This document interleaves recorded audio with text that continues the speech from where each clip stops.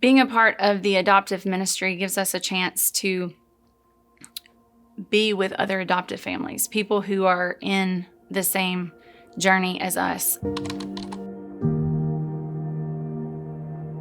We actually went on a mission trip to Honduras, and so while we were there, we just saw the unbelievable need for homes for children. And one day we were leaving the work site. We were building houses down there, and we had played with the kids afterwards. And then when we were leaving, we all got on the bus, and all the kids ran after the bus. And then when they stopped running, they were thirsty, so we literally watched them drink out of drainage dishes. And so we came back, and Randall and I were both like, "Oh my goodness, we needed to be open to do something." Back in 2018, I went on a trip with the Journey to Haiti. And we had kind of kicked around the idea of adoption. On that trip, I got to hang out with some really cool missionaries who had adopted several kids in Haiti. And I just really felt the calling that God was, kind of placing that on our heart. And so it's just been a very big blessing, and we definitely can see God's hand working and opening these doors.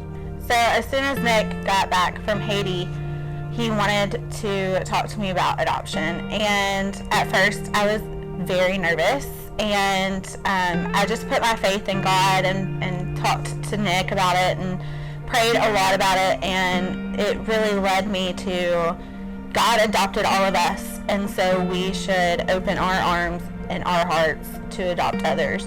Seeing the stories of the adoptive families and hearing them share about their journeys is what pushed us to finally be ready to take that step of faith and adopt on our own. And so we have since brought 2 adopted children home from China. We have 4 biological children older than that. We've often talked about how when Jesus was walking on the earth physically, he talked often about his love for children and how high he held children, and also widows and orphans. And so I think there's really no better way to be following Christ than to take care of those children, the least of those.